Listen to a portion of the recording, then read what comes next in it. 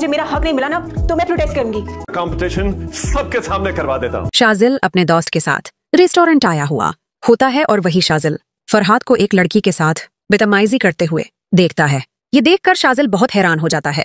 शाजिल का दोस्त फौरन फरहाद और उस लड़की की वीडियो बिना लेता है। शाजिल गुस्से में जाकर फरहाद को जोर से थप्पड़ मारता है और कहता है, फरहाद तुम्हें शर्म आनी चाहिए, तुम इस लड़की के साथ बदतमीजी कर रहे हो जबकि सबको पता है कि तुम्हारी शादी हौरम से होने वाली है। शाजिल आगे कहता है, फरहाद मैं तुम्हारा ये राज हौरम और इसके अबू के सामने लाऊंगा।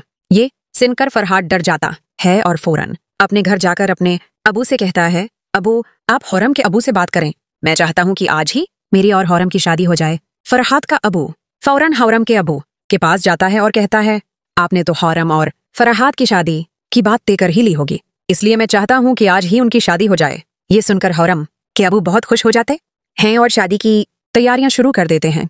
वो वक्त आ जाता है जब फरहाद हौरम के साथ उस स्टेज पर बैठा होता है और मौलवी साहब हौरम से पूछते हैं, क्या आपको निकाह कबूल है? हौरम कबूल है कहने ही वाली होती है कि अचानक शाजिल वहां निकाह पर पहुंच जाता है।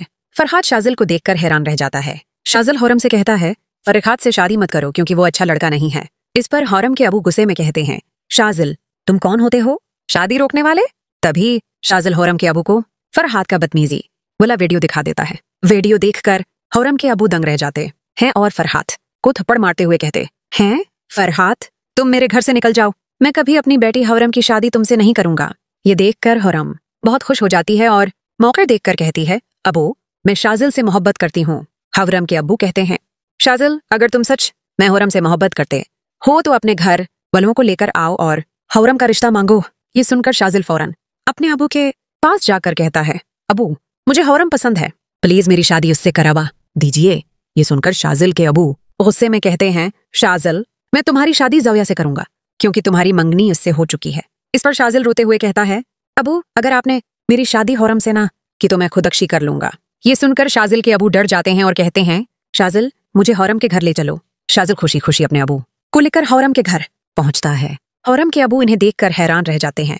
तभी शाजिल के अबू कहते हैं, मैं अपने बेटे शाजिल के लिए हौरम का रिश्ता मांगने आया हूँ। उस पर हौरम के अबू राजी हो जाते हैं और शाजिल और हौरम की शादी की तारीख तय कर दी जाती है। शाजिल हौरम को शादी की शॉपिंग करवाता है और वो दिन भी आ जाता है जब हौरम और शाजिल का निकाह होता है। मौलवी साहब स्टेज पर बैठे होते हैं और पूछते हैं, क्या आपको निकाह कबूल है?